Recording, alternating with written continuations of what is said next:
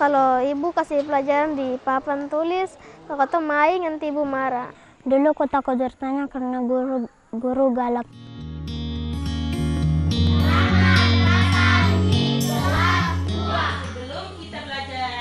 Di sekolahlah tempat anak-anak mengasah imajinasi dan membangun cita-citanya. Sehingga peran para pendidik menjadi penting dalam memotivasi siswa-siswinya. Namun di Papua masih ada praktik hukuman dengan kekerasan, di mana seharusnya anak dilindungi. Bukan hal sepele tentunya, karena di sekolahlah anak-anak menimba ilmu di tengah proses perkembangan kepribadiannya. Rotan atau tongkat menjadi alat pengajar wajib. Sebagai pembenaran praktik disiplin dengan kekerasan, ungkapan di ujung rotan ada emas kerap digunakan guru-guru di Papua. Sekali gebrak, anak pun diam. Guru sebagai sosok pengayom berubah menjadi sosok yang ditakuti. Hal tersebut mempengaruhi motivasi belajar anak.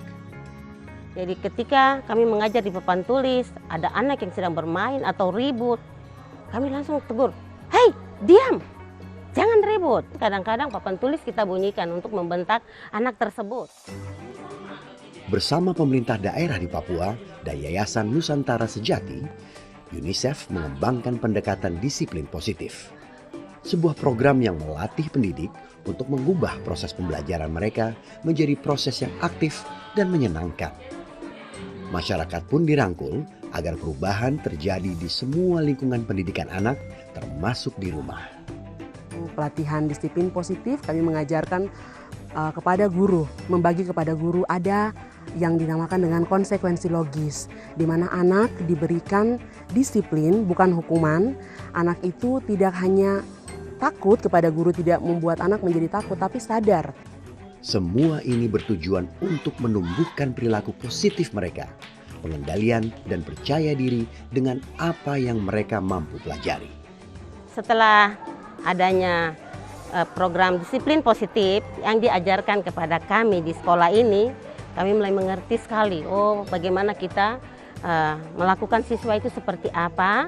Jadi kita mau membuat satu kesepakatan atau satu disiplin positif yang saya, guru, dan siswa, kita harus sama-sama mentaati itu. Penerapan disiplin positif di 20 sekolah dasar menunjukkan penurunan tingkat kekerasan dari 21% ke 4% untuk penghukuman fisik dan dari 13% ke 4% untuk penghukuman emosional. Penurunan ini berdampak pada kemampuan siswa membaca. Menjadi budaya baru yang kita terapkan, budaya disiplin positif di sekolah, sehingga anak-anak, guru, semua harus merasa enjoy di sekolah. Sudah 2 tahun pendekatan disiplin positif diintegrasikan ke dalam program pendidikan di tanah Papua. Pemahaman masyarakat akan perbedaan disiplin dengan hukuman diharapkan berubah karena lingkungan sekolah berkontribusi untuk membentuk kepribadian anak seperti yang diharapkan. Yang jelas disiplin itu harus ada, bahwa tidak ada kekerasan dan juga bullying-bullying di sekolah, termasuk jangan sampai sekolah itu dipakai sebagai tempat di mana bisa kita langsung menghukum anak-anak yang ada di dalam sekolah itu, tidak. Namun mereka sudah dilatih untuk disiplin. Lingkungan sekolah yang ramah dan bebas kekerasan penting agar anak tumbuh dan berkembang secara optimal. Hal ini berkontribusi dalam membangun karakter sumber daya manusia yang disiplin dan menghargai hak orang lain.